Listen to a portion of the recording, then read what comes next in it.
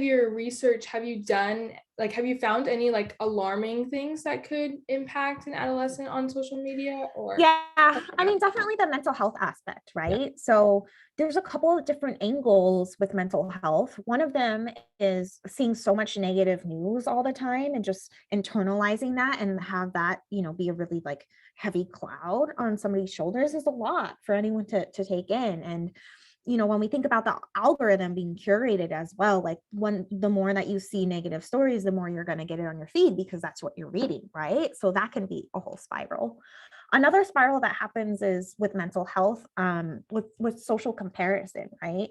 So, I mean, we've seen before in documentaries and other interviews that social media is really like your highlight reel. So if you're comparing yourself to everyone else's highlight reel and you don't necessarily have the media literacy to understand that, that can feel really, really bad. And some people are more susceptible to feeling that way than others.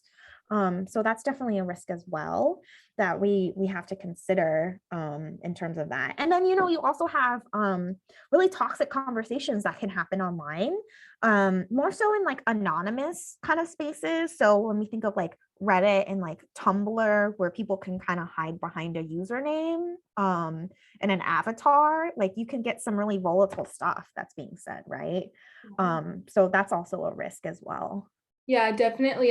Feel like there's more of a cyberbullying impact on social Yeah. media Mhm. that youth can be susceptible to because sometimes they don't realize that, no, this person is hiding behind the screen. What they're saying is Yeah. really fake, whereas they're just taking what they say personal, and it can definitely lead to some detrimental effects. For sure. And then also what the research is showing is that if people are being cyberbullied online, they also are being cyberbullied offline as well. So it's like this combination of like you can never get away from it in some regards for some people that can be really harmful.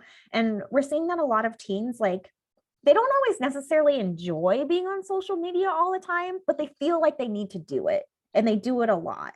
So it's like this pressure, right? But this pressure that's not really enjoyable all the time. It's like, oh, I have to go on Instagram to check it. I have to check my snap messages rather than like it's always like a fun activity for them, which is different than other kinds of media, right? Like you don't watch online videos because you feel like a compulsive urge to, but you do like check Facebook or Instagram. They don't use Facebook that much, but like Instagram or like TikTok, right? Just because like that's their habit, their second nature now.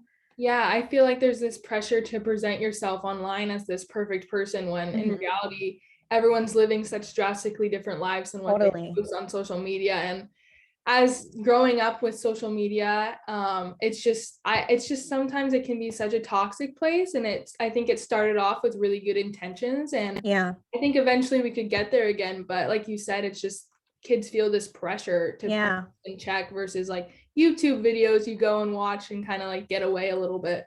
Yeah. And there's also, there's a big component too of like the fear of missing out or FOMO, which researchers actually study now on social media, seeing all your friends do these different activities. And sometimes they're very risky activities like drinking or doing drugs, that is putting pressure on peers to do the same thing. And then thinking about the kind of repercussions that has on your job prospects down the line or like how people are judging you when you get older and go to college and see like your high school stuff, like those have implications as well too. Yeah, especially with the friends aspect. I was just talking to a psychologist and they were saying that the snap map aspect actually makes it a little harder because kids are seeing their friends all in one location and they're not. Yes, and they're not there. Yeah, Yeah. like you said, the FOMO just builds up and it just causes a lot of anxiety and Yeah, and even if they're coincidentally there, you don't know that. It just feels yeah. like they're all Really. excluding you, right? Yeah.